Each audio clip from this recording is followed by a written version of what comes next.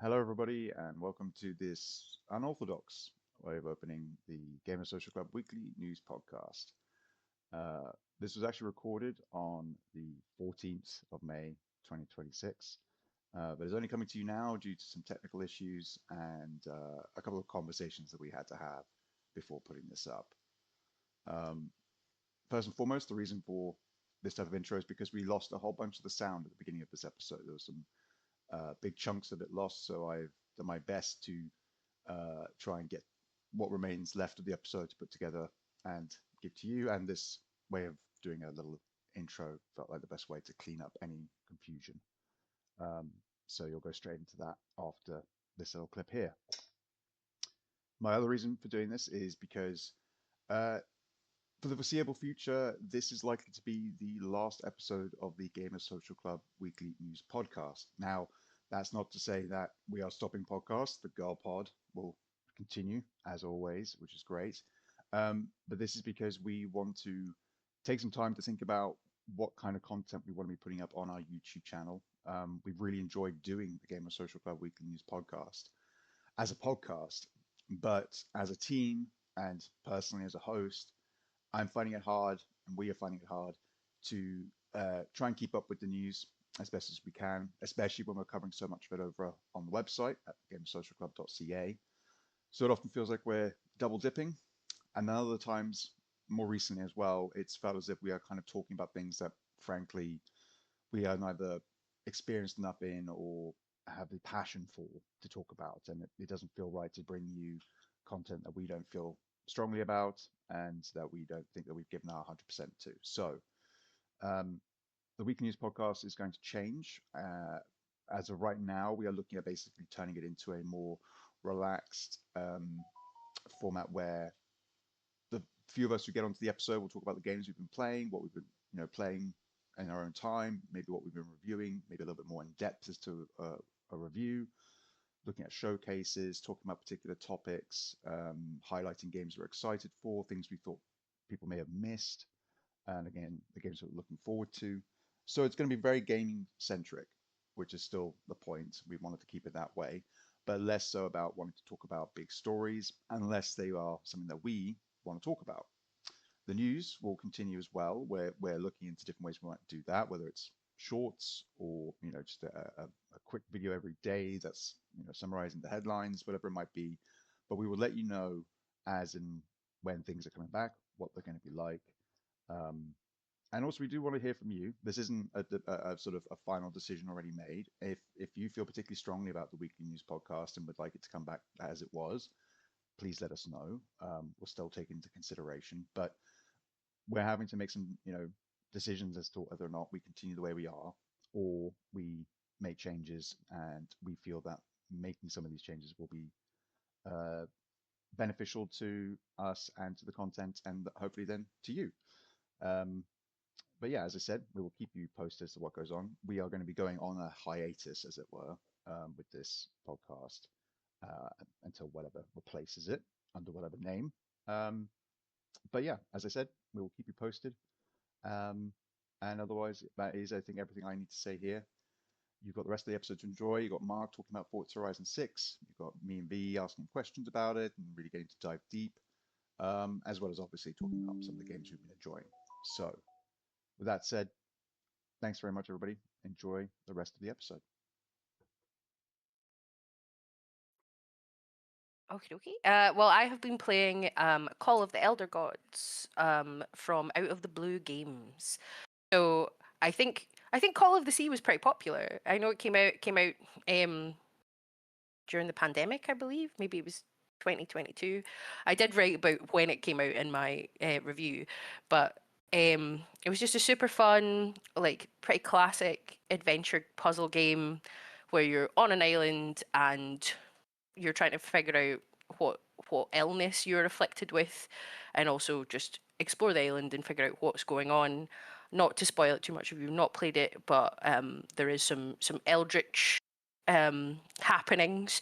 I don't want to call it eldritch horrors because it is not a scary game. It is one of the few Lovecraftian inspired games where we don't just lean straight into horror immediately, which is one of the reasons that I enjoyed it.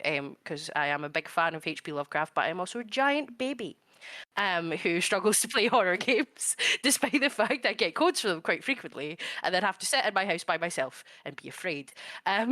So I think the first one has its moments that are not. It's not scary, but like quite eerie. Like there's a few moments in the first game that are like, ooh, this is a little bit unsettling. Uh, there is a bit where you can just see a giant Cthulhu who's just like there, just like yeah, like oh no, not a giant Cthulhu. Like can you get a small Cthulhu? I don't know. But yeah, I really enjoyed the first game. Thoroughly enjoyed playing it on Xbox Game Pass, so I was very excited for the second one. And it is a good game. However, I've got to say I was a little bit disappointed compared to the first game. So it didn't get a bad score from us. I think I gave it a 7.5. But it goes it's just very fast. Like, and not in a this is a short game. Like it's not a long game. The first one wasn't a long game. I don't think sequels need to be twice the length of the game that came before them. And in fact, sometimes that bothers me. I'm like, did this need to be as long? I know there's been a lot of discourse, which we won't go into, about length of games and what makes a game on the internet recently. But I'm busy. I've got work. I like a little 5-hour game. It's great. The second one is there's just a lot more going on. The first one's very self-contained. You're on the island. You're trying to figure out what's going on. Giant Cthulhu. But the second one has a lot more in it in terms of what's going on, and I think maybe just a little bit too much to get fully invested in the stakes of what is happening. So it's like, oh, you've got two protagonists. I do think that both of the protagonists are very fun. I think they slightly underutilized the dual protagonist component. There could have been a lot more puzzles where it's you're jumping between the two protagonists to do things. But yeah, it's like, oh, there's a government conspiracy and an ancient Nazi conspiracy, and like I don't want to spoil it. I don't want to spoil it, but there's just a lot going on. And by the end, or one towards the end, I think maybe the end of chapter 4 or the start of chapter 5. There's only 6 chapters. Something happened, and I was like, oh, okay. And then the game just sort of like very much moves past it very quickly, and I was like, oh, okay. This feels like this should be a larger deal. This feels like someone should mention this more in passing than just being like, and then this happened. So moving on. Like anyway. But yeah, I mean it's a puzzle game and the puzzles were very engaging and very fun. So I think if you like the first one, you're going to enjoy the second one. I know that we might be tending slightly lower on review score for it than some other websites. So maybe it was just me. Maybe I was just like, maybe my expectations were just for something a little bit different. But yeah, if you like the first one, you'll enjoy the second one. It's only about 5 hours. I didn't get a chance to do any guides for any of the hidden objects and things because I couldn't bloody find any of them. But it will also, once there's guides for those available, it will also be a relatively short 100% for people if that's what you're into. But yeah, it was good. I did enjoy it. I would recommend it, especially if you like the first one. It just left me a little bit disappointed compared to some of the reveals at the end of the first one that I thought were pretty well executed. Whereas this one, it was just like, here's another reveal and another reveal, and I'm like, oh god, oh okay, like, and we're done. I was like, oh okay, like. But no, it was good. It was good, and again, the puzzles are very good. And it has a very generous hint system. If you need that, that doesn't void any of the achievements. I had to use it once, but it was because a puzzle was glitched in my playthrough. But again, we play things before. It was glitched. I'm not stupid. It was just glitched. Like, to clarify. But yeah, it was a good game. I enjoyed it. I just didn't enjoy it as much as I was excited for it, I guess. I was just gonna say I did really enjoy Call of the Sea, and I was just looking at my true achievements record as you were saying, going there, B, and did get all the achievements on that. But yeah, it's a good game. I feel like the first one was about 6-7 hours long, and did thoroughly enjoy that. Kind of like a 7.5 out of 10 kind of thing. Yeah, So definitely play the Elder Gods at some point when the backlog is more favourable, which is probably 2046 or something. But yeah. yeah, It is on Game Pass. just a good. Yeah, it is on Game Pass. 5 hours, 100% if you've got a guide. So, could be a good between games game if you're not sure what you want to play. And the only other thing you've got a weekend game, as Secret Sauce would call it, or as I would call it, a wee chomp. I think the way that they went about characterizing the two protagonists works well because they both have their different specialties. So you've got like archaeologist and like an engineer. So it works well in terms of like, oh, this is my specialist subject, so I'll be doing this versus this puzzle, etc. In terms of how they interact together, I think they're a good pair, but there is a framing device that happens in the game that I think that they could have not had. That because it removes you significantly from the protagonists because you never really hear their thoughts apart from when they're being narrated by the third party narrator, which I thought was an odd decision and seemed to have just been there to facilitate the journal mechanic. There are some story implications of it, but I was a bit like, oh, this is weird. And as the game went on, when it's like, oh, and Harry, who's the protagonist of the game, was like, chose not to mention this. I was like, why? Like, why would you not? And why is this just like the narrator saying this? It just felt like maybe a little bit forced. But yeah, I think the dual protagonist thing could have been a lot better if there was more puzzles where you had to use both of them.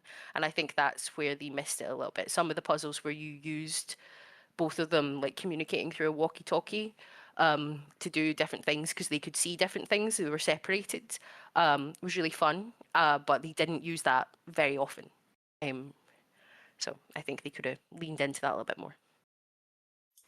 So I'll save the meaty one for in a short while, but I wanted to take the opportunity this week really to shine light on another game that I've been playing for review, and review went live yesterday. Game released today. It's called the Carabao Trail, and this is a World War One narrative-based game, very heavily influenced by Firewatch, like visually, gameplay-wise, and in other ways as well. And it's not a war game.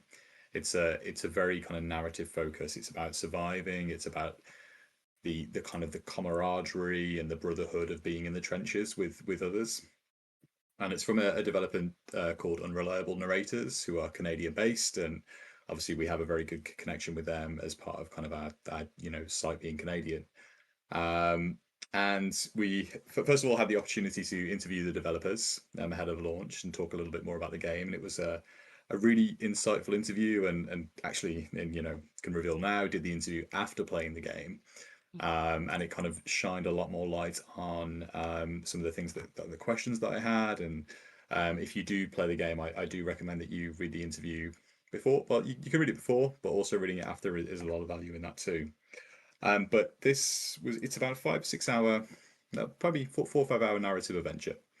And you are a Canadian regiment in Gallipoli during World War One, and you are a group of boys. I can't use the pronunciation of the Newfoundland accent, which sounds semi-Irish, and I did have to Google it Yeah, to it's work like out. Scottish Canadian, isn't it? Like, yeah, it's weird. It's a weird accent. Yeah, when I played the demo on Steam, I had to check if I was playing as the Irish or Canadians at first. But anyway, it's you're one of like in your regiment, and then you've got your two best mates, and you're really not soldiers. You are men who have signed up to fight for the Western allies in a war that you don't understand. You're not there to hold a gun to be taking people out. You're there to do your bit, to be part of the war effort. So you're not exactly popping over the trench and throwing gas canisters at the the Turkish forces. You're there, digging the trenches. You're kind of cooking the campfire food, and you're also kind of going over the top to kind of sneak up during periods of ceasefire to negotiate with the Turkish forces about returning bodies back to the trenches. So it's not a war game in kind of Call of Duty, Medal of Honor, but it's really kind of it's really deep, and a lot of the dialogue is very kind of moving and emotional in the game, and I obviously don't want to reveal any story beats to it. But you play as Fisher, and the other guys that you're with, Lonnie and Gordon, very different characters to you, and you can just kind of sense that these men should just not be there. They don't fit in a trench, and that they're not, that they probably should be back at home contributing to the war effort. And in that way, it's quite sad and emotional. It's not something that we really experience, in our kind of modern day peacetime. But you can just imagine what it would have been like for these men who enlisted during the war to go and fight, not knowing what the bloody hell was going on. There's people the other side of, a bit of mud, looking at, firing over every time they, peek up for a piss. But it's it's a really solid story, and I gave it a good review with an 8 out of 10. It's come out on Steam today and Epic Game Store. Unfortunately, the developers had planned a PlayStation 5 release for today, but they've pushed it back to July for a little bit of technical touch up. But I played it fully on Steam Deck and had a really solid experience playing handhelds. But for a game that I didn't know much about a couple of months ago, and it featured at, I'm gonna say, Galaxy's Game Showcase at the top of my head is where it appeared, and had been following it ever since. And really fortunate to have the opportunity to review this one. And compared to something which is more fun and a bit more Hollywood that I've been playing for the last week or so, this was something very different. And yeah, I really recommend people check it out. It's come out today on Steam, and again, that's the Carabao Trail. So a really fun game and very, very touching in parts.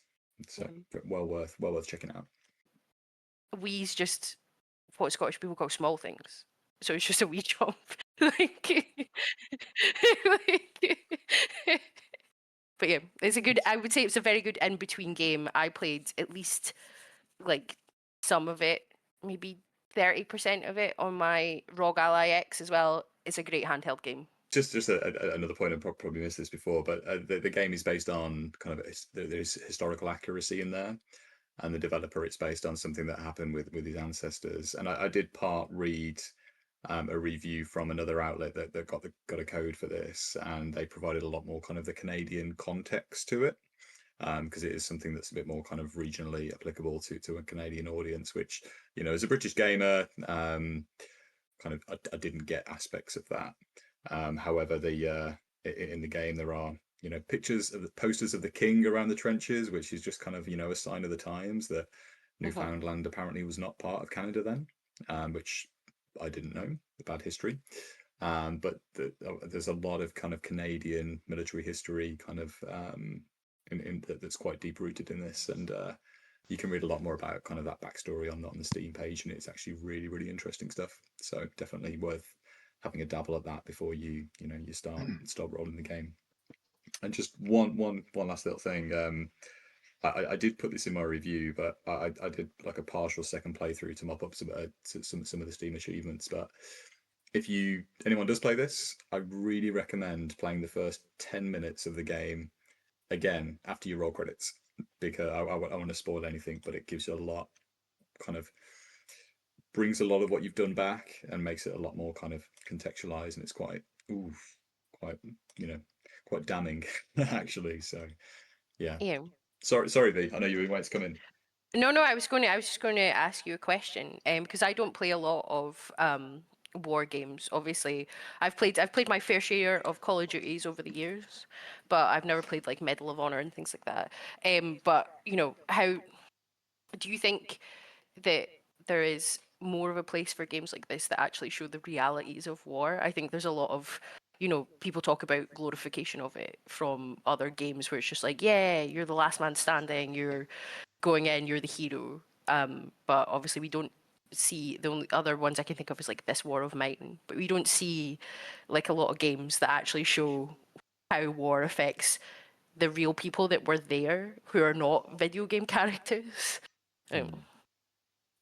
Yeah, and actually that's kind of an angle that I kind of mentioned in my review about kind of other games that, I think the era of American boots in trenches for World War II games is probably done now. That they tried to bring it back with Call of Duty World War II, and then it was quickly, moved past again. But if you look at kind of similar games, you mentioned This War of Mine, but then you've also got, people love Valiant Hearts, Yeah, Yeah. and beautiful there's game. definitely parallels here with the Valiant Heart games. Obviously, they're based in the Great War as well. There was Letters of War, which I reviewed last year. That was like an unofficial kind of spiritual successor to um, Valiant Hearts. Sadly, didn't really deliver, but there's definitely I think there's a lot more space of this, and and I think kind of the modern day kind of history of war is definitely more broader to the different efforts that were played into the war. And Mhm. I think, you look at some of the kind of modern history reporting is around some of the African French forces that played part in the war. You've got a lot of the kind of the female war effort, which wasn't necessarily recognised and at the time and hasn't really been picked up in any games at all, but obviously was massively important. Where I work was um, turned into a hospital for Mhm. injured forces during the war, and there's kind of those lesser known things which I think have a much bigger place. And I think traditionally they would have been told on, TV, documentaries, or in film. But I think if you look at the likes of Carabao Trail and Valiant Hearts, where there's definitely real stories that can be picked up and put in a game setting, I think you're right. And I think there's more of a space for that than there is just another war shooter these days. And I think Yeah. there's definitely an appetite for people for that kind of thing, where there definitely is some factual kind of accuracy as well. So yeah, I think you're totally right. No. Yeah, it sounds very interesting. I'll have a look at it on Steam. Well, yeah, and before we get into, as you said, your main meteor game that you've been enjoying, Mark, What could it be? what could it possibly be? Uh, I always say a quick word about a game that actually I recently reviewed for the site, and the review will be up on the site by the time this episode goes up, which is a game called Clockwork Ambrosia, which was released on May 12th, if I remember correctly, across Steam and Switch. And it is a 2D pi pixel art Metroidvania. Really beautiful visuals, set in a kind of steampunk world, which is really fun. A nice blend of sort of fantasy with like very kind of like sleek futuristic tech, like pulse rifles and things with like optical lasers and all sorts of stuff like that. So not don't think Gears so much as the traditional steampunk, but much kind of more of a slamming together of those two very kind of like different genres, which is fun.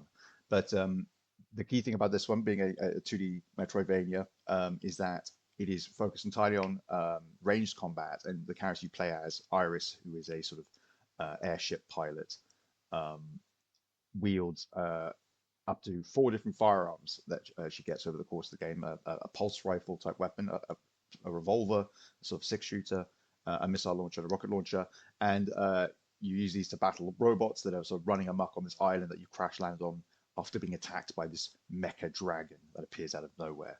Um, and yeah, you're running about the island, um, unlocking mods predominantly, but also gear for yourself to equip, like new clothes and boots and goggles and things like that. But the main thing is these mods that Iris can then equip into her guns that will change how they behave. Whether it's uh, altering the shot of the rifle, so it changes from being a single shot to firing two slightly weaker projectiles at the same time, but also the reload is faster, or um, it will fire the regular shot, but then it'll also fire a bullet that goes up, straight up from the barrel and straight down, so you can hit enemies above and below you. Or your rockets become homing rockets, or um, they'll reach a second stage where once you've launched them after a brief period, they'll then jump and kind of go upwards instead. They'll suddenly do like a left or sorry, an up, an L turn as it won't go straight up or something like that. And you can like mix and match loads of these with each other and unlock new slots on your weapons. And ultimately, by the end of the game, you're running around with just the most ridiculous broken builds, like you would do in like your kind of roguelike runs, except you're gathering these over time and getting to experiment with them as you run around to the point where you're just you're holding down the rocket launcher button as you just watch them all just all over your screen, just blowing up everything for you as you just look for the goodies after the chaos is finished and the smoke clears. Um, it's good fun. I think the gameplay itself is great. It feels good. It looks really good to play as well. Love the animations. And this is a game that's been worked on by the studio. Let me get their name up whilst I'm talking about it. But they've been working on it for I think 12 years because they again were not working on it full time. So it's taken them a while to obviously bring it to the finish line.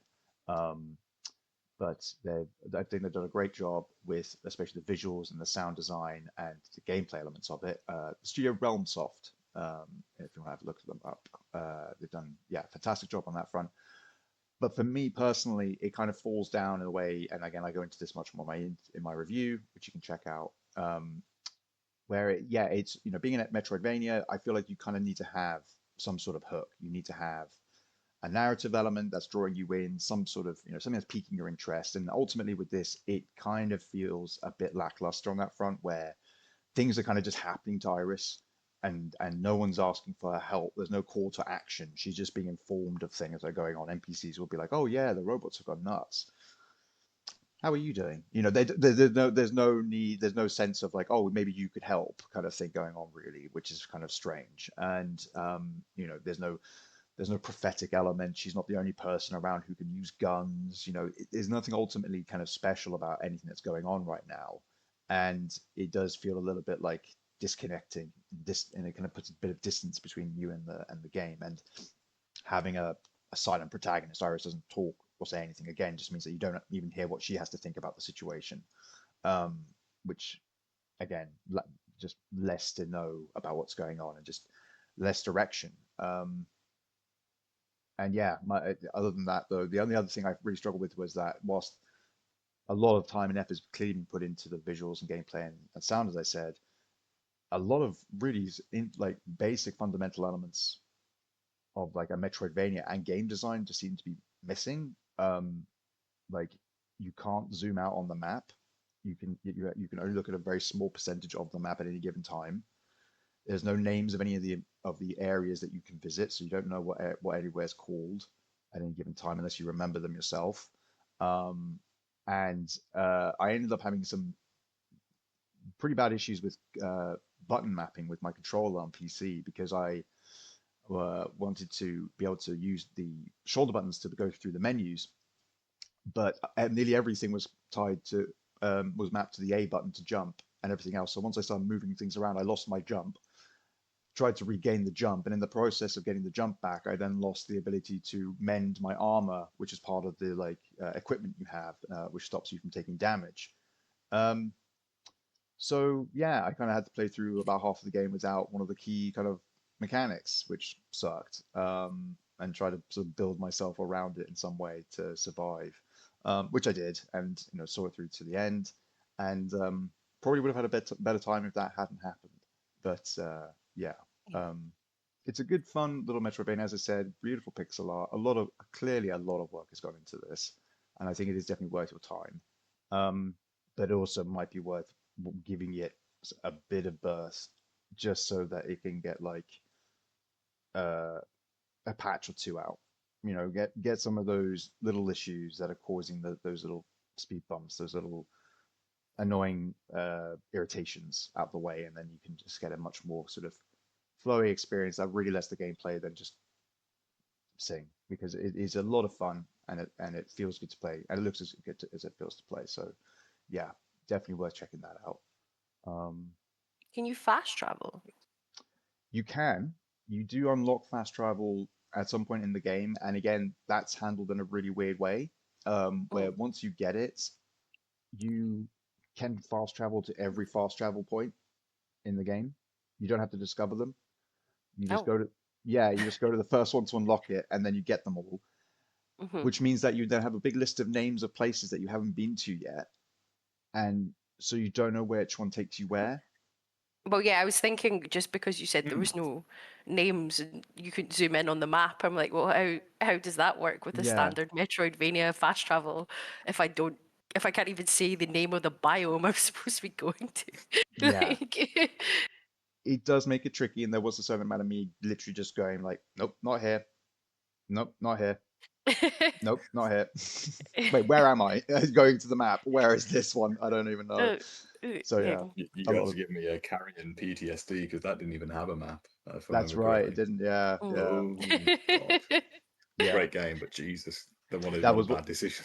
Yeah, great, as you say, great game, but yeah, one of its shortcomings. I think thankfully because it's such a short game, that one you can kind of get by with it. But this is like a big sprawling Metroidvania in that respect, where it's like going up into the sky, going up down into the caverns below, going into an underwater kingdom and stuff like that. And I'm just like, What am guys, I doing? Where am I where am I going? going? Like Like- something, anything. Would be nice, But yeah, it is a lot of fun though. I don't want to sound as if I'm raking over the coals or anything like that. I definitely think it's worth the time if you enjoy a good Metroidvania, and the gunplay and stuff like that is great. You get some really really fun mods that do some really wacky shit. So yeah, we'll have some fun with that. Um, if that is your sort of thing. All right, you've all been so patient. Of course, we're all waiting to hear what Mark has to say about Forza Horizon 6. Tell us about Japan, Mark. Tell us about it. I think I'm turning Japanese. I think I'm turning Oh Japanese. God. Uh, This really is the no, last guys, episode of the Game of Social Club Weekly News Podcast. that was me throwing in the towel right there. That was Yeah.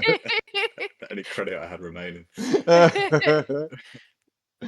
But yeah, I Mm, mean, you guys, you both know how much I've been looking forward to this game for a long time, and obviously the opportunity to review it was one that I had to take with both hands, and certainly the biggest game that I've reviewed for the site. So it's been a pleasure to do that. But yeah, what a fantastic new Forza Horizon this has been. So review went live on the site when the embargo lifted earlier today. Um, I think the first place I need to start is Japan, like the actual setting of the game, and it's been the most requested destination for a Forza game for quite some time. So obviously starting in the Colorado deserts with the original, and then moving across other settings like Australia, Europe, and various other places as well. But the one where the community really wanted was Japan, and they Playground Games have absolutely nailed this on so many levels. And I think, first of all, visually, people will have seen the trailers and seen how stunning this game looks. They're capturing the density and in the scale that they've created for this kind of realized Japan is just wonderful. As you're driving around, Mount Fuji just haunts you. It's looking at you from all angles. It's everywhere. The suburbs of Tokyo, so it's the most the largest city urban environment they've ever had in the series, is fantastic. It In my review, I said it is essentially the closest to a Project Gotham 5 we will ever see, and I wow. say that with the most utmost praise because I Mm. think Project Gotham games were fantastic, and RIP to Star Creations, was it? I can't remember who made them now. Uh, Um, yeah, I'll look that up as you're going. Go on. but yeah, anyway. Yeah, so Tokyo itself is wonderful, and much has been made about that before launch. But honestly, the real beauty of the game is outside of the city. So it's split into 9 different regions, and each of those is entirely diverse. That you've got the lake regions, you've got the snow-capped mountains. It's the most vertical map they've ever had in a Horizon game, and you can really feel that verticality as you move from kind of the south around the Tokyo Bay up to the north and the northern mountains. Um, so visually, it just looks wonderful. And I've only got to see the game in one of the 4 seasons, which will be rotating week on week. So I can't wait to see how it looks across the next 4 weeks in the real world. But that's just kind of how it looks. what I talked about in my review, and I think what makes this the best map they've ever created, is that it just feels that every mile of road has been made in mind with how they wanted the game to look and what they wanted to put onto the map. It just seems that they've put all three aspects together and worked on them at the same time just to make sure that everything just clicks. So the series has had so many PR stunts. So that's your speed trap challenges, your drift zones, which are my favorite, and most people think they're the Antichrist. And I'm just bad the at big them. jump. I don't think they're bad. I'm just bad at them.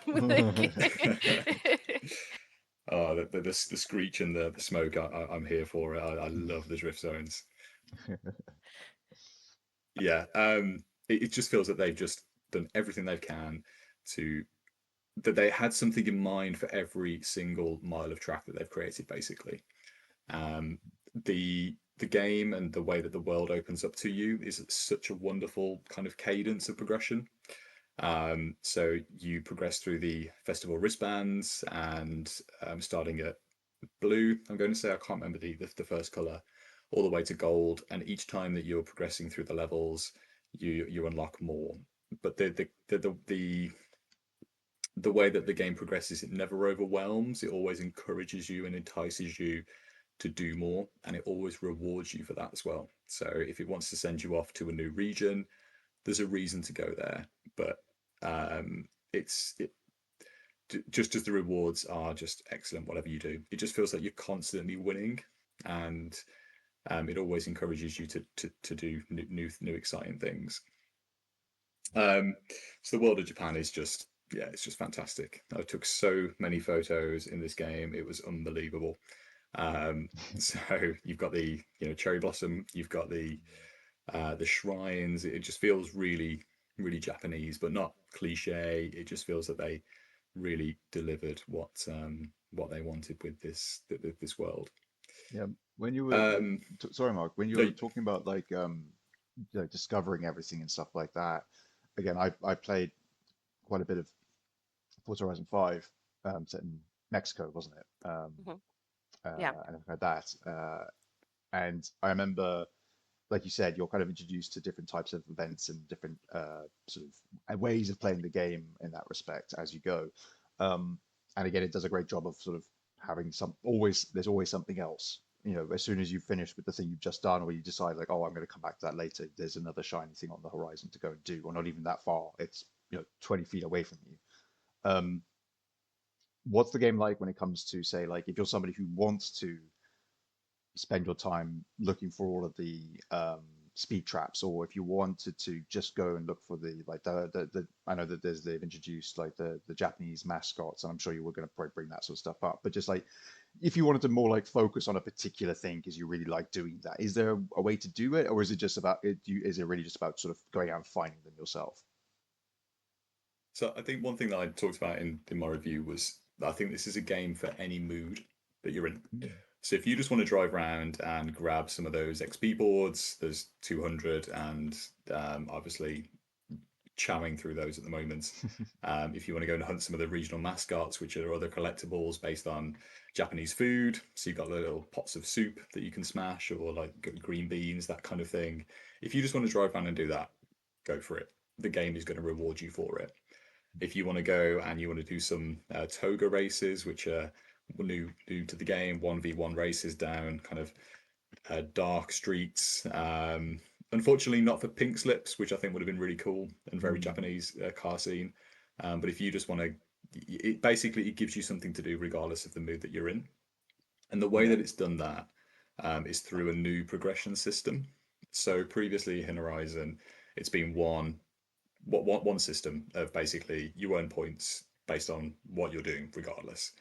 Whereas this time you have your festival progression, which is your core story, kind of like number one priority progression. And that's based on completing races, getting 3 stars on some of the PR stunts, and a few other kind of core objectives. But adjacent to that, you have the Discover Japan collection journal, Mm. which is doing things like finding the regional mascots. It's doing the side story quest, like the Drift Club Japan, which I absolutely loved and is very much worth doing because you unlock probably the two best drift cars in the game for doing, so well worth your time. And loads of other things, basic and things like street races. So basically, Japan themed. There's a very much a Japan car culture here. It's not just Forza in Japan. That it really embraces the culture, the car culture from out there. And when you're doing the Drift Club story things, it's kind of narrating some of the history about drifting in Japan.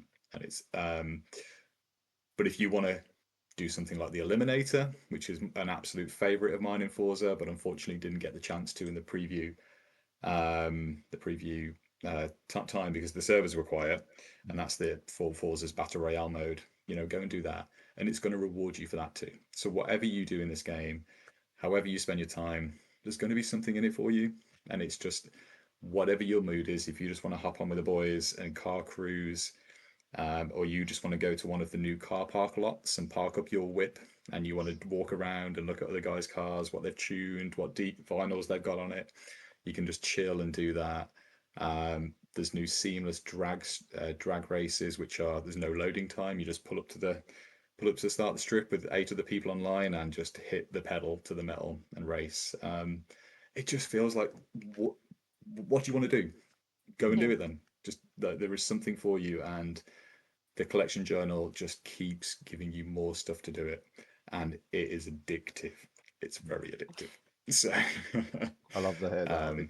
Yeah, because I again loved how much there was to do, but did struggle to keep track of of the things I enjoyed doing when I was playing 5. I felt like, there were definitely certain activities, like because you'd have like the sort of the photography things. We'd go out like almost like on excavations and stuff. I was always like, oh, they introduced those to me, and then I could never find them again, and I'd always end up getting lost and doing something else. But it's nice to know that there's like a bit more of like a kind of binder to help you keep track of things, and it's all in one place. And yeah, look forward to just getting lost looking for the mascots is what I'm going to look forward to most, I think. Yeah, your photo mode of that Lamborghini next to the little edamame pod on your review is spectacular. And more so, like the little edamame pod is very cute, but that is the best looking like video game screenshot of a car I've ever seen. That Lamborghini exists. Like in real life, that is a photo on a road. Like you can't convince me otherwise. It's absolutely gorgeous. Just the reflections and the lights and stuff off it, it just is so good. Like yeah, it does look stunning. That was the beauty cover car from 3, I think. I think it was 3. But yeah, that's me, my Forza nostalgia kicking in. Actually, yeah. Speaking of visuals and things like that, like how was performance quickly? How did you find that? Yeah, so performance was superb. So I played this on Xbox Series X and played entirely in performance mode. So I didn't really fancy anything below a 60 FPS for a racing game. I think that's kind of a bit limiting. Flawless 60 throughout.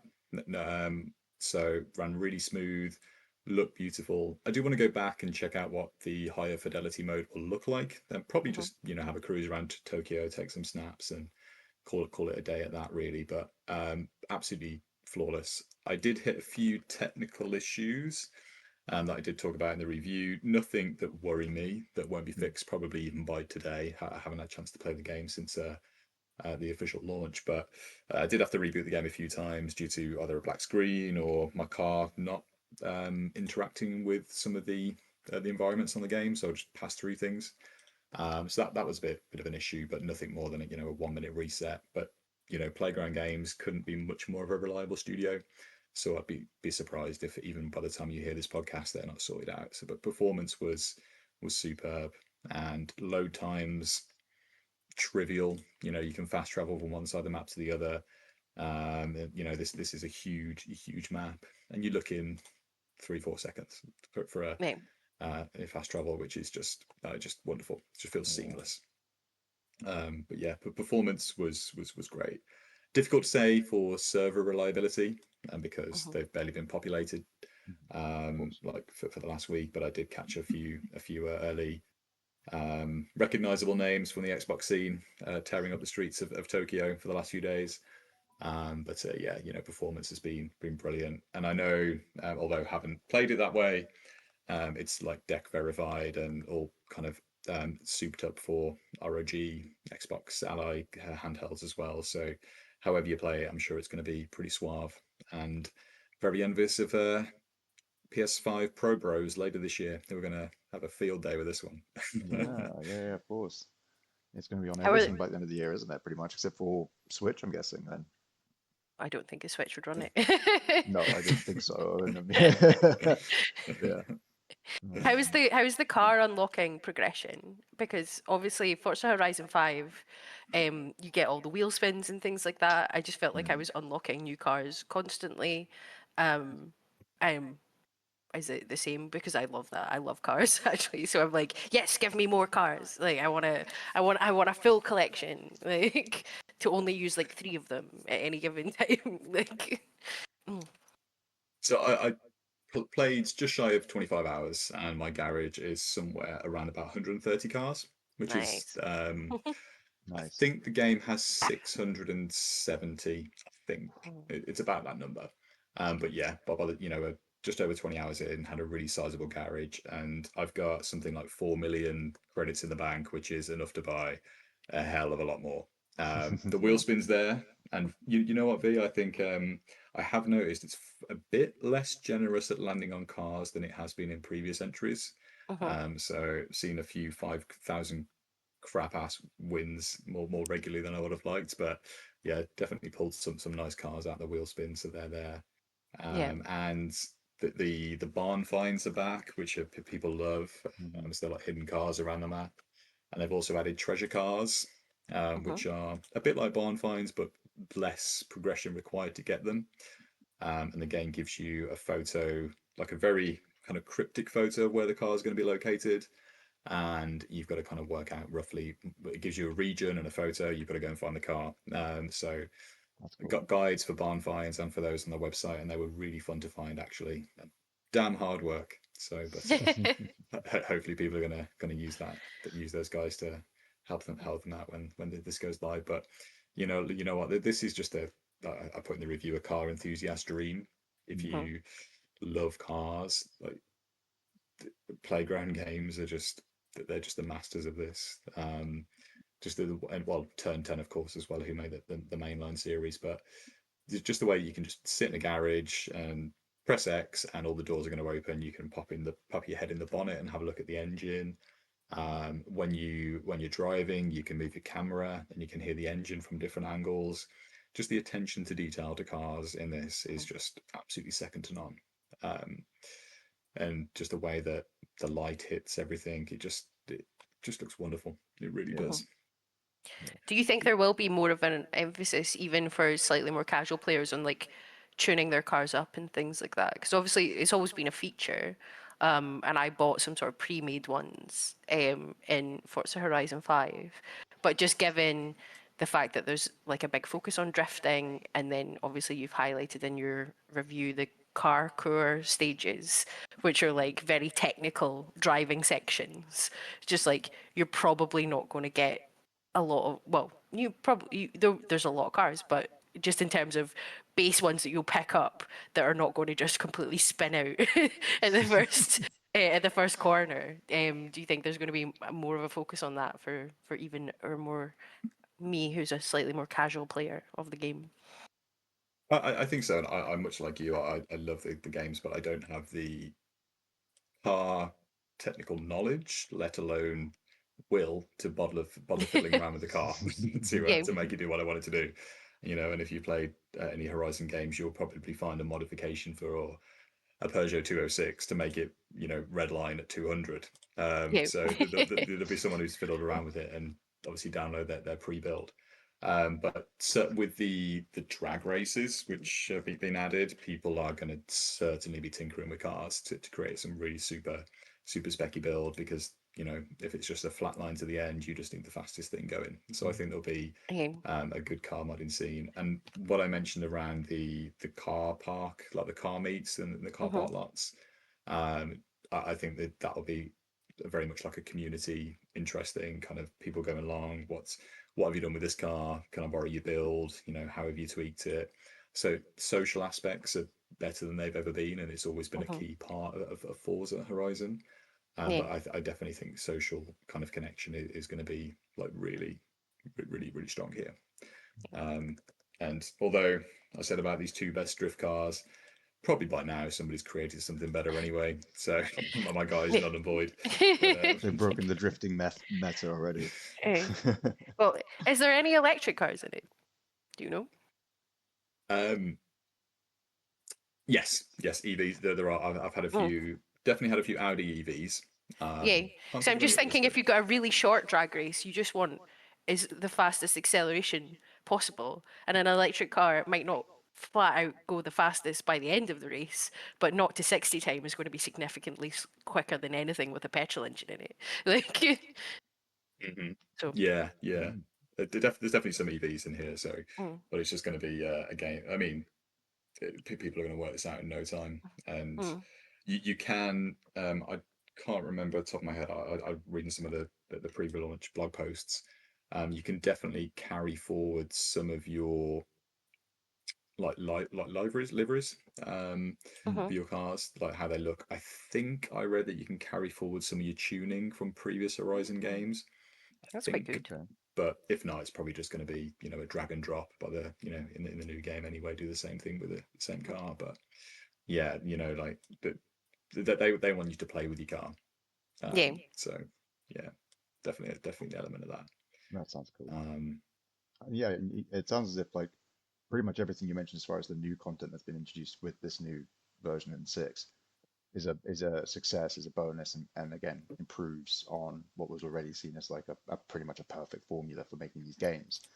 The one thing that I'm really intrigued by is, and not necessarily because I think it's like, oh, this is the thing I want to do in the game, but because it's the thing that definitely stood out to me when they were talking about it as like huh, that's interesting, which is the building side of it that is they've introduced, where you're able to now design seemingly your own kind of environments, your own areas or tracks and garages and things like that to then use. Did you try any of that out at all yourself, and what was that like?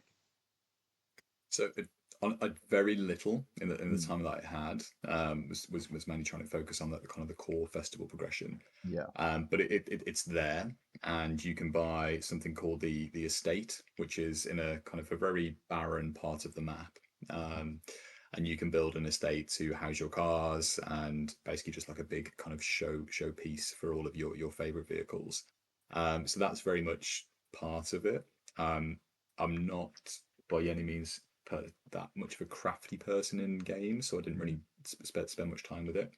But if you want to spend time building a house, and to showcase your favorite whips, like it's there for you. Yeah. I did have a quick go because you can do that in some of the smaller house garages that you buy as well, and you can put typically up to 3 4 cars in a garage, and you can put like endless numbers of props around, from little like asset libraries, just to kind of make things look really cool and how you want it. So if you want to create Dad's Garage, like Dad's Garage is, clutter it with any junk, go for it. If you want, some nice, Is there nice shifting little. spanners? Is there just a set of shifting spanners? Like, I think my dad's got about 20 of them. Like, There's all manner of junk you can drop in there. But yeah, what was one of the parts of the game that I would have liked to have a little bit more time to talk about in the review, but it's just kind of run out of time a little bit there. But it's new, like you say, and it will be additive for people that want that kind of thing. And if you're somebody who likes a garage, again, like my dad, then you probably want to. It's far less effort to build something virtual than real. But yeah, I think a lot of people will find enjoyment out of that as well, for sure. Yeah, no, interesting. It'll be interesting to see what sort of stuff. I'll be interested to see if people really gravitate to it in a big way, and if people are doing as much with that as they are with things like you said, the tuning of cars and coming up with liveries and things like that, and designing different looks and setups and like that, or if that ends up just sort of dying on the vine because people are like, no, we're here for the cars, not for you know Minecraft in our Forza game, or Forge mode, from Halo now in my Forza game sort of thing. Like, I'm sure there'll be some cool creations, but I don't know. I feel like that might be one of the few things where I could imagine people being like, no, we didn't need this. Um, but willing to be proven wrong, certainly. I think you might be underestimating how much people who are really into cars are also really into their garages. Like, Maybe, yeah, that's a fair point. That's a fair point. Yeah, yeah. Mm, And again, like, people are, I don't know what exactly you're able to make in it. If you're able to make your own tracks and stuff like that, then I can see people, being cool and creative with that. I don't know, but like, it will be interesting to see. And if they flesh it out and or, support it in any way, adding more to it and things, which they no doubt will with the rest of the game. So yeah, be cool to see what happens with that. Um, Anything else you want to highlight, Mark? Yeah, just a few other kind of quick things really. So, one thing that's just completely intrinsic to Horizon is the music and the sound. mhm, So general audio design is superb. The audio effects as you cruise through Tokyo, it just feels like you're in a city. Like the sound design is coming at you from all angles. It's probably the main time you want to actually turn the radio off. So just to kind of like feel like you're in a real kind of urban environment. But the track list for Forza has always kind of been something that really draws me in. From the first 3 minutes of Horizon One are three of my favorite video game moments, like minutes ever. And it was all down to the mm, music and just that kind of mm. hype that it builds as you cruise into the festival. And once again, Horizon 6 has got a pretty awesome music list. Personal preference is certainly not my favorite in the game, in the series, sorry, but there is lots of really funky J-pop, and I don't listen to J-pop. It's a complete blind spot of music for me, but I found myself listening to that probably more than some of the Western music in here. Um, the DJs on the radio have always been like good at kind of building hype in the game and kind of coasting you, encouraging you through to do new things around the Horizon Festival, and that's really really good. Again, the DJs have been great. Many of them are returning from previous games, but yeah, the music is just such a big part, and they've got it right again. So yeah, I think people are going to enjoy the soundtrack here. Yeah. Yeah, they always do have a fantastic soundtrack. I'm very excited to jump in. And often that ends up being part of the problem with those games when it comes to them staying on services and things, isn't it? It's actually the music, not the cars. It's them having to do all the licensing with the actual tracks as opposed to the models and things, isn't it? Generally speaking. Mm. Um, Yeah. so yeah, good for them Yeah. for getting a really good soundtrack. So as you say, it makes when you're in a car and you're cruising along, what else do you want to do than find like the perfect song to do it? We do it in GTA, do it in Mm. Forza, you do it in hell, if they let us do it in Mario Kart, we probably do it in that too. At the end of the day, choose your track as you're racing. I wouldn't mind that. Um, yeah, um, just a couple of other kind of weak points, really, and I think it's, I guess I'm in a fortunate position to not have to, like the benefit or avail from these, are the accessibility options, and Mhm. so Playground Games and Turn 10 have won lots of awards for their support for the accessibility needs of people, and they've brought everything that you knew they had before, but they've added some really kind of new features as well. So there's kind of a high contrast mode, which allow people to see specifically the track. They can see some of the things that they're going to collide into at a very high contrast.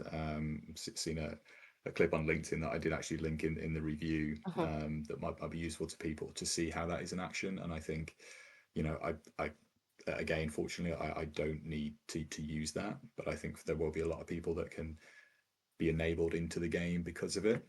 Mhm. Um, they're going to be adding American and British Sign Language narration to cutscenes in the future as well, which I just think, that's so lovely that they yeah, actually Yeah. care for these people as like an enabling option, yeah, yeah. and a few other little accessibility tweaks as well. So I just think that's a really important thing, and I think that and to be fair, I think a lot of Xbox studios have embraced that, and Mhm. I think Mm. Playground Games are doing a stellar job at allowing more people to play, which is what we all want. So yeah. Absolutely. I mean, if it is indeed as good as your review says it is, which I'm sure it is, then you don't want people to be missing out on like one of the best games of the year. So it's lovely that they do put that in for the people that need it. Sure. Um, Are you? This is getting super far ahead, but I think we've discussed this before. I don't know if I was on the pod at the time. So, what DLC do you think there's going to be? Do you think we're going to get another Hot Wheels DLC, or is there anything from in the game that you're like, oh, this would make a great DLC like jumping off point? Because obviously they had like the Mayan temples and things like that, and the sort of mud rallying from Forza Horizon 5 was the first one, I think, which was very fun. I enjoyed a lot. I'll give full credit to them for bringing this up when we had a bit of a on the pod, and Dara mentioned a Godzilla DLC, which I think is something that maybe not just solely Godzilla, but if it was like Godzilla and kind of the monsters, which is kind of some of the more modern movie angle, that could be really cool. But I'm gonna give full credit to them for coming up with that last year. Outside of that, I mean, oh god, if the Nintendo gods permitted, something Pokemon related could be so sweet. Oh my god! Wow, what a crossover! That would be amazing. Yeah, they would need to try and make it run on the Switch too if they were going to do that. Like... Yeah, that's the stipulation that Nintendo be like, you make this work on the Switch too. You make this work on Switch too, and we'll give you a Mario Kart themed DLC. Yeah. Yeah, that would be fun. It would be good to see them bring back rallies, because Japan also has a big rally culture. There's a lot of Japanese rally drivers and things, so it'd be good to see those back because I do like those. As someone who drives like she believes she is a rally driver and is definitely not. Like, like I would like to see those back. Like, yeah, and actually, Mark, jumping off what you were saying about Dara's prediction from last year, I remember when we were watching one of the Xbox showcases from last year, where they actually showed Kill. Actually, it was the Xbox Developer Direct earlier this year. Apologies, and they showed at the very end of the bit about Forza, they had a mech foot come down behind the car on the track, implying like, I don't know, Gundam or just some sort of mech involved. The Megazord. It's Mecha Godzilla. It's Mecha Godzilla. Like it must be. I would take. It simply must. A Mecha Godzilla, a Gundam wing. I'd take a Megazord from Power Rangers, please. Like any one of those would be amazing, and yeah, like that would be very cool. Like to highlight like other cool Japanese IPs, like Pokemon's a great example, obviously like the best example. But if you were able to like do like Kamen Rider, which is another like super Japanese superhero who's admittedly he's on a bike, but hell, it'd be pretty cool to have a showdown against him where you have to race, like do a drag race against him whilst he's like doing wheelies on his bike and stuff like that. That'd be pretty cool. Yeah, I mean, I think there's so many pop culture things from Japan which are suitable. I think it's probably gonna have to be something with a Western appeal. Obviously, Hot Wheels and Lego that they've done before are just known entities globally. I think it's got to be something which is not niche. It's got to have that kind of Western draw. Yeah, you're going to have to go a big mainstream anime if you're going to do anime or something like that. Yeah. Yeah, you know what? It'll be something funny. Like I know they did a recent one with one of the arena shooters or one of the hero shooter games. I think it was. Maybe it was Overwatch actually, or Marvel Rivals. One of the two, I think. And it was the Hello Kitty brand. With like the Kuromi and all of those and the cinnamon roll and stuff like that. Like I could see them doing some sort of wacky crossover with like brands like that, just being like, hell, they're big in Japan. Like people know what this brand is in America and then the West. Like we'll do a team up with them for something, or whatever it might be. Like I could see them doing something silly like that too. The typical Horizon DLC, because there's confirmed to be two packages, but typically they've done one standalone, well, that's not a standalone, one kind of unique separate island, which is either Storm Island or a drift place, and then they've done the license one as well. Yeah. So I'd imagine that's probably what they're going to do again, because it works and it's a nice balance. It kind of one that I think is somewhat plausible is some kind of collaboration with Sega, because they're going so big on trying to make their franchise's more broader appeal and kind Mhm. of reach new people. And I think Sega are very happy to kind of get their IP out in collaboration with other kind of companies too. So I think there could be something in there that would be really cool, and obviously secondary to Nintendo out there, and Nintendo ain't gonna happen, never. So Sega could be pretty cool. And We've seen you saying we're going to see an Outrun DLC, like which would crazy slap. taxi in Forza. Just all you need to do if you're going to do an Outrun DLC is just start the trailer for the DLC black screen and just put the music on from Outrun. I think everyone would lose their minds. Like A good callback. It's a absolutely. really good shout. That is a very good shout. Actually, yeah, before we probably move on, did you find any sort of fun Easter eggs in the game at all, like either referencing other racing things and stuff like that, or even like playground games? Obviously, are the ones working on Fable. I don't suppose they dropped a Fable Easter egg you may have stumbled across in there, or anything like that. I didn't actually, and I was surprised I didn't see something of Fable, but it did. The game generally made me think, God, what are they actually going to do with Fable? Because if they do a world like this, then the signs are very promising for that. But no, I'm pretty sure within the next few days there'll be something pretty neat online for sure. But yeah, so it's a world that's going to be full of secrets that people are going to find pretty rapidly. Yeah. So it's out in early access today, and obviously main launch is Tuesday next week. So yeah, was that rapidly approaching. The 19th. 19th, apologies. Yeah. When we will all be getting our Forza Horizon controllers delivered in the mail. Yeah. We'll do show and tell when we come back. Yeah, that's it. That one. The updated version of that one. That one for now. Yeah. Very cool. Well, yeah. Unless anybody has anything else they want to add, Mark, unless there's anything you feel like you've missed of detail-wise from Forza Horizon 6 or V, if there's any other questions you want to ask. Just to come back, and so somebody asked me this in the Discord earlier, because I scored the game a 9.5, and it's been averaging kind of around that on Metacritic, 92, 93 kind of number. And a few people have asked what made it miss a 10. So the key reason I didn't land on a 10, partially because I'm a bit of a snob, but no, I think that the actual issue to the game was the final area that you get to is called Legend Island, and the game is all about building you up to get there. It's kind of build up in the story. It's part of the radio kind of networks, kind of building it up to be something that's going to be pretty special when you get there.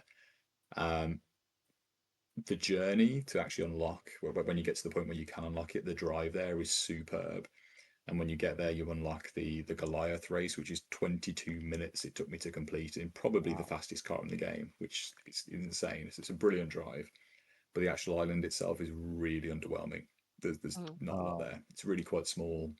There's only a handful of roads, and it kind of doesn't really add anything at all. It just feels like a bit of an extra space that they've got to drop a few more bits to do on. So I think if the game had managed the expectations, that the game internally to itself had managed the expectation of what it was, I probably could have landed on a 10. But I just felt that was really anticlimactic when I got to that point. But that said, the end game is going to be endless and could last people for years anyway. So, but that's the one reason what did knock it down, that little peg for me. I thought they probably could have done a little bit more there. So, no, I think that's fair. Very cool. But still, bloody fantastic game. Yeah. I'm not always going to sniff at a 9.5. I'm a bit like you, Mark. I don't think I've ever given an out of 10 in my entire time reviewing for the website. I'm like, a 10 is a life-changing experience, and I've had a lot of games that I like a lot, and I would maybe see them as that, but I don't know if I would. It's a hard barrier for me to go past, I think, is that 9.5 into the 10. Like, yeah. 100%. I relish giving a 10 out. You give 10s out to everything. I'm going to resend you the bloody review score policy. I'm like, no, I'm joking. We're like, read this. I need you all to read this before you score your things. I either give good enough reasons or I write more than enough words to pour into the score. 2,500 words in a review doesn't mean you just get to give it a 10. I will read all of the words. That I has to worked be hard, damn justified. it. I deserve a 10. You don't just get to put loads of words in and think I'm not going to read them all. Like, you can't bamboozle me with words. Like, Lorem it's my ipsum, job. whatever that Latin phrase is that they use as boilerplate text. Oh dear. But no, thank you, Mark. That's been really cool. And again, I was Yeah. really excited to check it out, having been a bit of a convert with 5 and then going to Japan. Soft spot for me personally, which is great. And then yeah, it just sounds amazing. More great racing fun. And I'm not someone who enjoys racing, so there we are. Yeah, I'm super excited. Yeah. Now that was really the only main thing we had planned for this sort of segment as well, the middle segment. We weren't going to pick up a bunch of news stories and things like that. So I don't know if you've thought of anything you wanted to highlight in the meantime before we get into what we are looking forward to. But I wanted to quickly just talk a bit about Motorslice, which is a game that I reviewed now about nearly 2 weeks ago. And really just to highlight it, just to say I think it's a fantastic game. It's a third-person action platformer, which is very parkour centric, where you are exploring and navigating a giant mega structure as a young woman called P, who works as a slicer, which basically involves her entering these big mega structures and then fighting her way through what look to be basically like large construction vehicles, and then they get truly humongous, up to like Colossus size. Hence why in my review I sort of summarized it as Shadow of the Colossus with a chainsaw, because that's what P uses to fight these machines, as well as navigate the environment by stabbing it into walls and stuff, and then riding it along exposed metal and stuff like that. It's great fun. I think it's one of my favorite gaming experiences of note recently. And what I really love is the fact that a lot of people seem to feel the same, which is brilliant. It's got a decent score right now. I think it's sitting at about 79, I think it was, on Metacritic. It's made by two developers, two indie developers of the main team. The studio is called Regular Studio. So go check that out. And again, it's available on Steam, Xbox, and PS5, I believe. I don't think it's on Switch. It might be on Switch, actually. I'll double check that before I say that for certain. But otherwise, it's great fun. And they've also made back their money, which was the really cool headline. Again, with any of these sort of studios, and given the state of the industry right now and things like that, you always hope that the headline post a game being released is not going to be layoffs, studio closure, liquidation, going into administration, all the general things that we've been dealing with for so long now in the games industry, and will never fully go away, of course. Business is business, and things fail and things don't work, and this sort of stuff. But with the way the industry is right now, it's really nice when you do hear of a game managing to make back all of its money and things like that. And Motorslice did. Regular Studio made back all of the costs to the game within hours of launching, which is fantastic. So just really, really happy for them. And I think it's a great game that people should check out. Some of the controls I think people found to be a little bit fiddly. I was okay with it. I didn't mind it. It's parkour stuff. If you played an Assassin's Creed, pick whichever assassin you like. Insert name here. Kenway, Altair, Ezio, doesn't matter. You tell them to jump up and they'll jump left sometimes, and you're like, why the fuck did you do that? I said up. Why? At no point was left involved, but there we are. Sometimes that happens. But otherwise, I think it's a fantastic game worth checking out. And as I said, it is a PC, PlayStation 5, and is available with a demo on Steam. So no Xbox. Apologies, I was wrong on that one. But yeah, just thought I'd shout that out. So I can also drop my review in the description below. Haha. Yeah, V, anything you want to add to our topics before we move into what we're looking forward to? No. I don't get any time to actually play games because everyone insists on writing 3,000 word reviews and I have to read them all. So I never have any time. You don't play video games. I've never played a video game before in my life. What do you mean? What am I doing here? Well, in that case, we will move on then to our closing segment, which is what we are looking forward to, which I do believe you have something lined up for that. If you want to mind telling us about that. Yes, I do. Keeping on theme from Forza Horizon 6, I'm very much looking forward to Coffee Talk Tokyo, which is coming out on May 21st. So this is the third Coffee Talk game where you own a cafe and you make coffee and hot beverages for the customers that come in.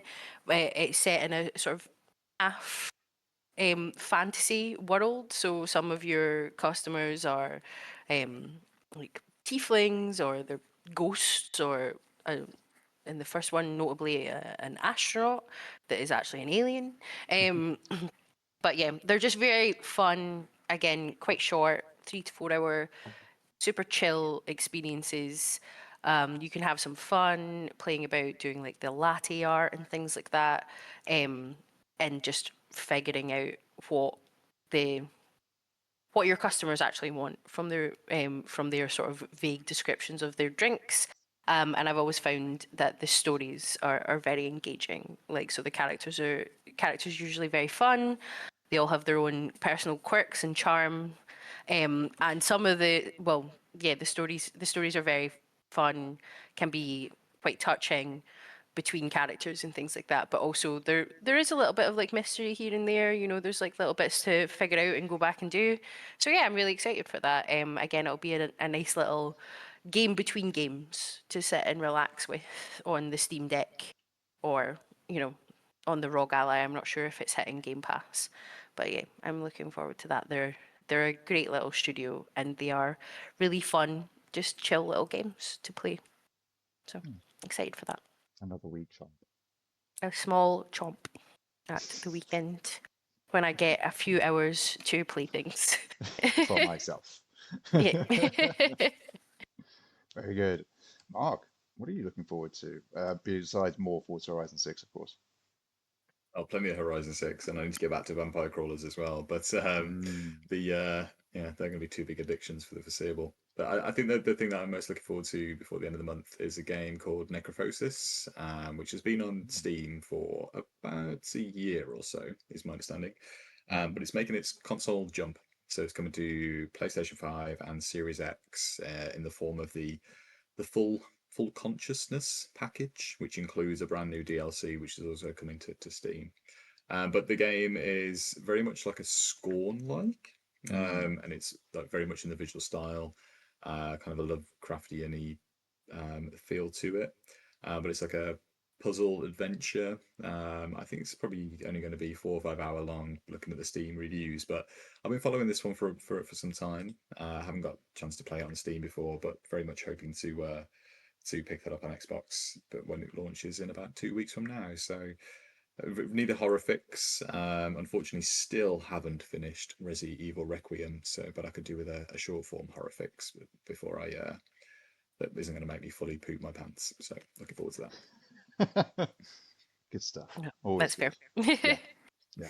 Silver lining and all that. Yeah. But yeah. In that case, I will close out the show with what I'm looking forward to, which is as a relapsed Pokemon fan, and by that I mean I'm playing Leaf Green very slowly on my Switch. I'm actually really interested in the game Lumentale Memories of Trey, which is coming out in about 12 days now from the time of recording, just under 2 weeks. And yeah, it's a really, really pretty looking, I think, mixed blend of visual styles, because it's again, it's a sort of a creature collector slash battler, very much in the vein of Pokemon, things like that. Of course, don't talk about it too much, otherwise don't want to draw Nintendo's ire just in case. But no, otherwise, it's very much similar formula, isometric viewpoints. All the characters, so the NPCs, your character called Trey, the titular Trey, alongside all of the Animons, which are the monsters that you will be collecting and using to battle, are all pixel art. The environment is 3D modeled.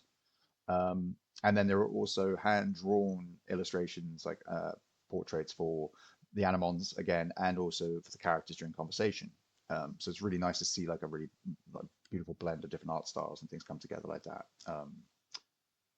Alongside the fact that it sounds like a really interesting world. There's a whole thing to do with like a northern kingdom and a southern kingdom, and there was a civil war that happened, and Animons and humans used to be much closer, and they no longer are, and they're not sure why. And Animons have got like there's this interesting sort of like soul connection with people, and they're tied into emotions as opposed to just like elemental types like Pokemon did it. So yeah, I'm really intrigued by it. It seems to have a lot going on with the battle system. You've got multiple Animons out on the field, and you've got a different type of like sort of combat system. It's got like a turn order.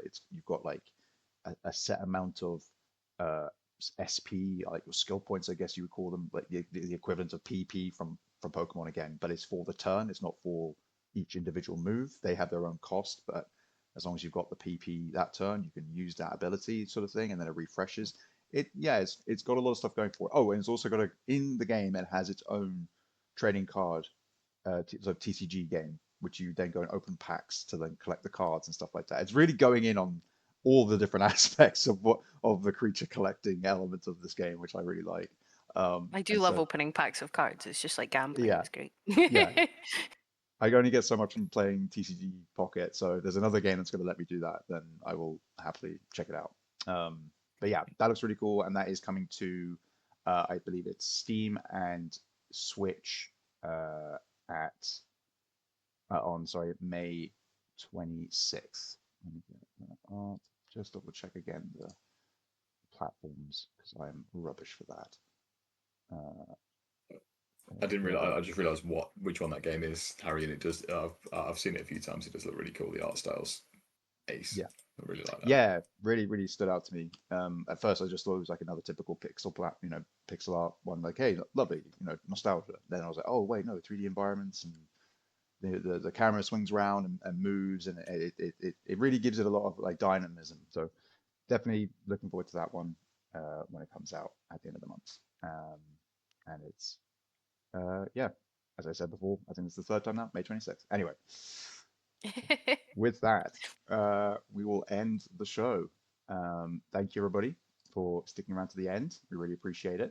And again, we will keep you informed as to what happens going forward. We know it's a bit weird, and but we also want to try and be as open and sort of like involve you as much as we can as well. We want to hear whether or not you like the idea of us doing something like this. If you're happy with how the show is, we really appreciate it. And we love that, and we hate to end something that you have enjoyed, but ultimately, it's not something I feel like that we can continue to do ad infinitum. And thus, we want to try and think of a way that we can reach you and create the right sort of content that you will all enjoy. But yeah, again, thank you so much, you two, for joining me today. Really appreciate you being here, and thank you all to you listening or watching wherever you are. As always, go check out everything that we work on over at gamersocialclub.ca. We've got links below to any articles we may have mentioned, like our reviews, the demo disc, any interviews we've done recently. There'll be more going up soon, no doubt.